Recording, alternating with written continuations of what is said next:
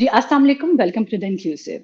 आज हमारे साथ हमारे शो में हमें जॉइन किया है हमारी नई पॉलिटिकल एनालिस्ट ने जिनका नाम है मेहर हुसैन। जी मेहर, वेलकम टू द शो। वालेकुम सलाम Faria, thank you so much, बड़ी मेहरबानी आपने बुलाया आपके शो पे, thank you, so wonderful to be a, here. जी मेहर, मैं थोड़ा-सा आपका इंट्रोडक्शन करवाती चलूँ अपने व्यूअर्स के साथ कि मेहर फ्राइडे टाइम्स की एडिटर हैं। इसके अलावा मेहर ऑथर भी हैं, मेहर पब्लिशर भी हैं और इनके कॉलम्स जो है डेली मेल यूके का जो एक अखबार है उसमें भी छपते हैं। तो मेहर आज हम बात करेंगे ऑडियो लीक्स के हवाले से, हर कोई उसके हवाले से बात कर रहा है। हमने देखा कि काफ़ी अरसा हो गया है कि ऑडियो लीक्स आने का सिलसिला जो है वो रुक ही नहीं रहा। पहले हमने देखा कि एक ऑडियो लीक आई जिसमें इमरान खान जो है अपनी टीम के साथ बात कर रहे हैं कि मीर जाफर और मीर सादिक का जो नैरेटिव है उसको प्रमोट करना है। फिर दरमियान में बुशरा बीबी की एक ऑडियो लीक आ गई जिसमें वो पीटीआई की सोशल मीडिया टीम को इंस्ट्रक्शंस दे रही हैं कि आपने गद्दार के बयानिए को प्रमोट करना है। अब जो लेटेस्ट ऑडियो लीक आई है उसमें जो है इमरान खान साहब हॉर्स ट्रेडिंग के बारे में बात करें जो कि सबसे शॉकिंग थी। उनके फॉलोअर्स और जो कि उनके ओपोनेंट्स हैं वो भी शॉक हो गए हैं कि इमरान खान साहब तो डिक्लेयर्ड सादिक और अमीन हैं, तो how could he say that. और लेकिन इसके साथ साथ कुछ लोग जो प्रो पीटीआई हैं वो ये भी कह रहे हैं कि ये डीप फेक टेक्नोलॉजी के साथ ये ऑडियोज बनाई गई हैं। तो मेहरा मुझे ये बताएं कि आप इस चीज को कैसे देखती हैं, और अगर तो ये रियल ऑडियोज हैं तो इमरान खान का पॉलिटिक्स में क्या फ्यूचर होगा। जी, थैंक यू फारिया, ये ऑडियो लीक्स का बहुत ही सेंसिटिव इशू है एंड आई एम ग्रेटफुल कि आपने ये टॉपिक पे बात करने के लिए मुझे बुलाया है। देखिए फारिया, इसमें 3-4 एलिमेंट्स हैं and I will go through all the elements. पहली बात आ जाती है, क्या ये आइन के मुताबिक है कि प्राइम मिनिस्टर हाउस को आप इस तरह से टैप करें? हमारी आइन जो है, we need to go by the constitution. तो क्या ये प्रैक्टिस जो है प्राइम मिनिस्टर हाउस को टैप करने की, इज दिस कॉन्स्टिट्यूशनली अलाउड और not? If it's not allowed then we are looking at a legal matter. Legal matter यहाँ आ जाती है कि हमारे कानून क्या है। ये पिछले चंद सालों में कई लोग हैं, मसलन के निगहदाद होंगी डिजिटल राइट्स फाउंडेशन के लिए, जिन्होंने काफी काम किया है साइबर क्राइम के बारे में और साइबर सिक्योरिटी के बारे में।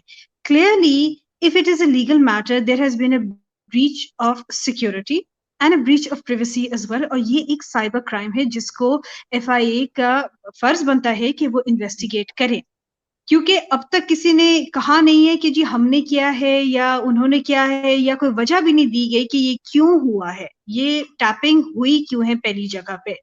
दोनों नून लीग की तरफ से और पीटीआई की तरफ से एक एक्नॉलेजमेंट हुई है कि वाकई ये टैपिंग हुई है। जहां पे बात आ जाती है कि ये जो एक बहाना बन गया है डीप फेक की तरफ से, मतलब आपके अपने जो पार्टी लीडर्स हैं एड्रेस कर रहे हैं, तो ये डीप फेक का एक्सक्यूज कहाँ से आ रहा है? बिल्कुल कोई नहीं चाहता कि जिस पार्टी को आप सपोर्ट करते हैं, अपने अपने पार्टी लीडर्स होते हैं, आप उनकी सपोर्ट करते हैं, कोई नहीं चाहता कि आपकी जो फेथ है वो खराब होए इनमें, क्योंकि सादिक और अमीन तो होना चाहिए इनको। लेकिन देखिए, सादिक और अमीन की बात भी आ जाती है जब आप उनकी कॉन्टेक्स्ट में देते हैं कि किस मुआशरे में वो काम कर रहे हैं, who they're up against, what their goals are as well. So ultimately we all need to look at the national security of Pakistan. अब इन ऑडियो लीक्स से जाहिर हुआ है कि नेशनल सिक्योरिटी हमारी कॉम्प्रोमाइज नहीं बल्कि है ही नहीं।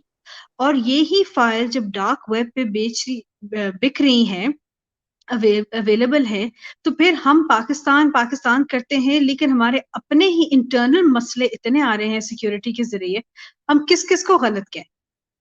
हम दुनिया का गलत नहीं कह सकते। So you see, audio leak से साथ साथ इतने सारे मसले आ रहे हैं, constitutional, legal, privacy, security, internal politics. It's a very very grave issue. इसको हम नॉन सीरियस नहीं ले सकते और हमें ना ही सोशल मीडिया पे नॉन सीरियस इसको लेना चाहिए। मसलन कि लोग कहते हैं डीप फेक है, कोई लोग कहते हैं कि जी ये एक सियासी जरिया है पॉइंट स्कोरिंग के लिए। ये बातें इतनी फजूल तरीन बातें हैं। आप सबको एहसास होना चाहिए कि what is at stake right now. हमारी national security is at stake right now. National security ना रही तो मुल्क नहीं रहेगा, मुल्क नहीं रहेगा तो फिर सियासत खत्म।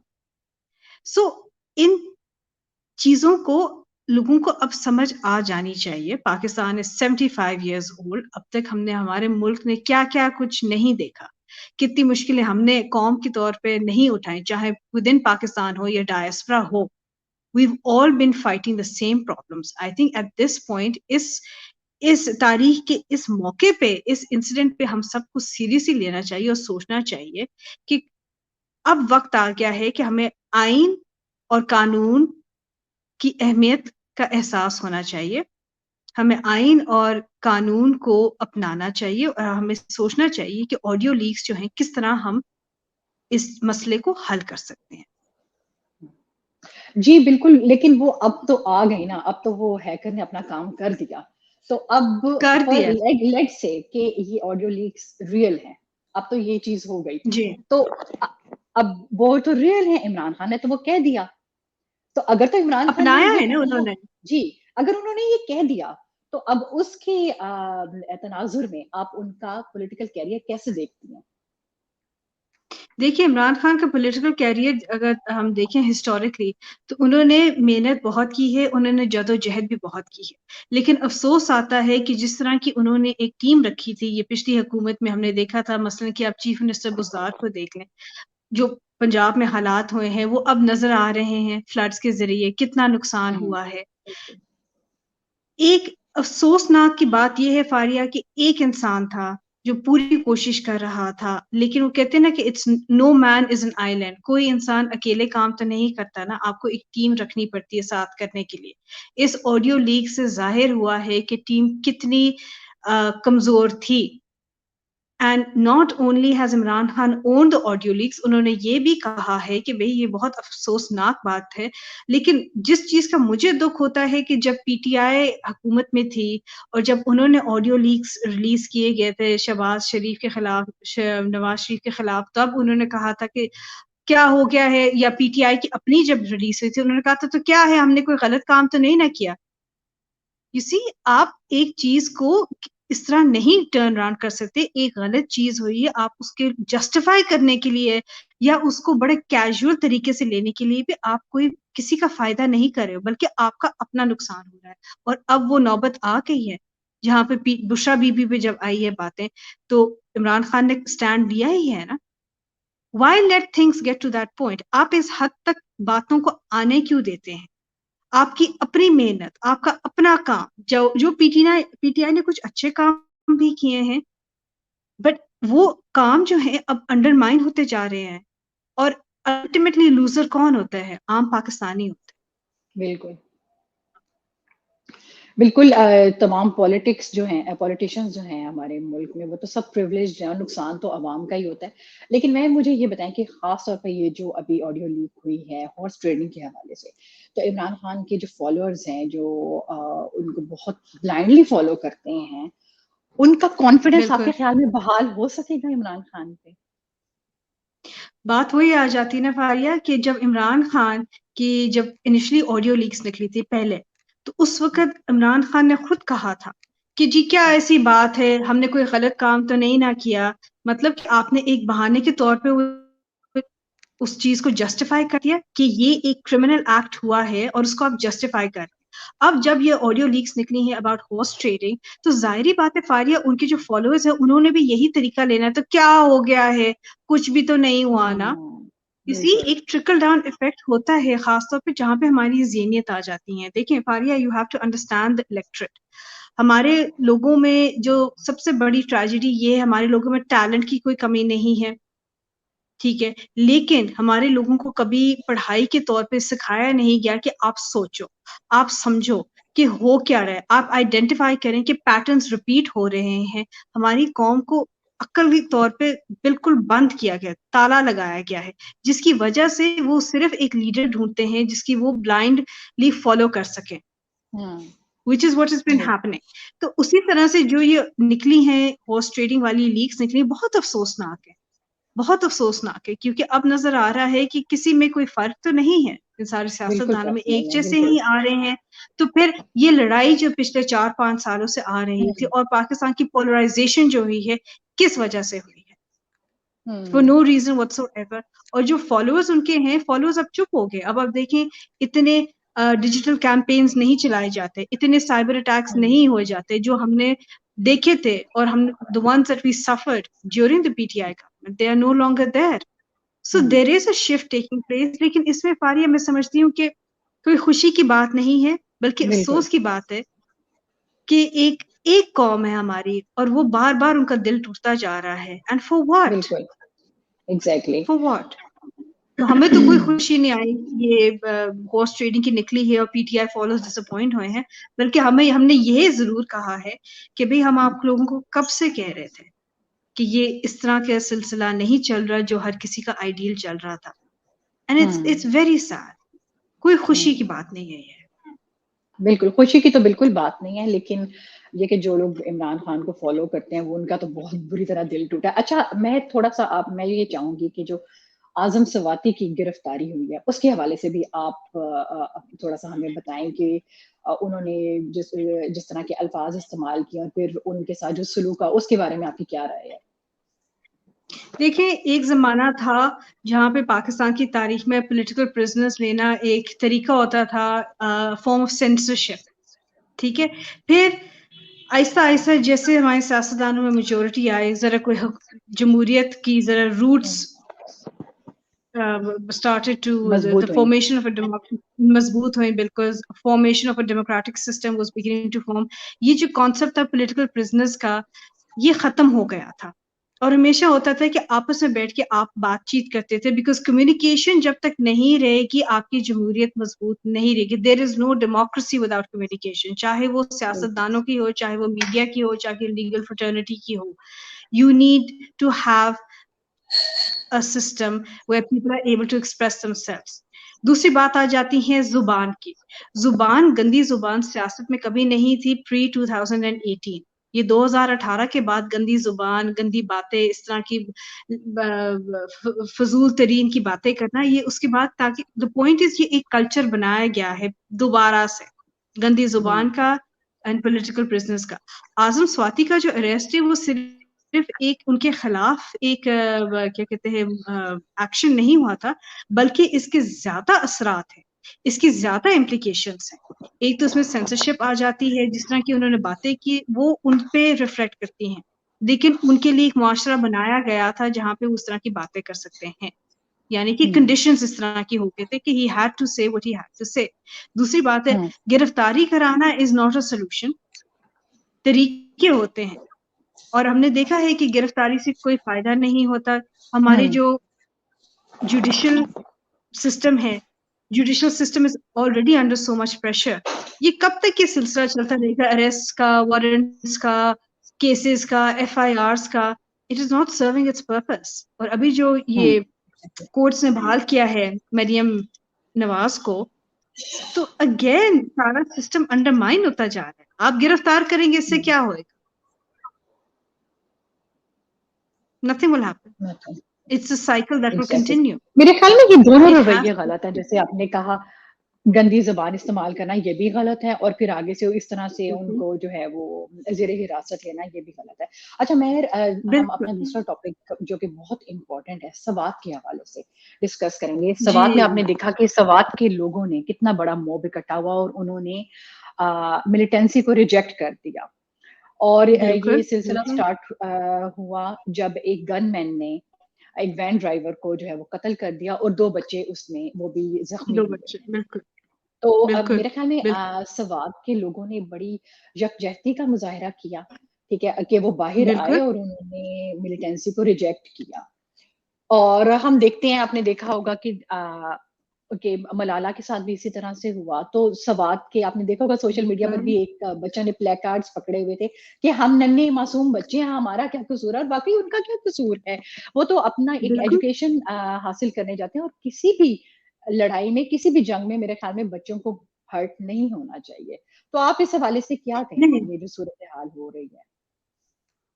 دیکھیں فاریہ, جب ڈیسپریشن اتنی ہو جاتی ہے نا, تو جو بزدل لوگ ہوتے ہیں نا, جن کی ہتی پلی کوئی شے نہیں رہ جاتی, وہ سب سے جو معصوم, سب سے جو ہارم لیس, سب سے جو کمزور ہیں ان کو اٹیک کرنا شروع کر جاتے ہیں. اور انفارچونیٹلی اس میں ہمارے پاکستان کے بچوں کو ٹارگٹ بنایا گیا ہے. سوات کی جہاں تک کہانی آ جاتی ہے، اگر آپ دیکھیں یہ 9/11 کے بعد وار آن ٹیرر سے شروع ہو جاتی ہے، اور تب سے ناردرن ریجنز ہمارے سفر کی جا رہے ہیں. ضرب عزم کا ہوا تھا تب IDPs آئے تھے، internally displaced persons people in Pakistan. یعنی میرا کہنے کا مطلب یہ ہے کہ یہ وہ ریجن ہے جس نے بار بار قربانیاں دی ہیں، سیکریفائسز دی ہیں، مشکلات اٹھائے ہیں.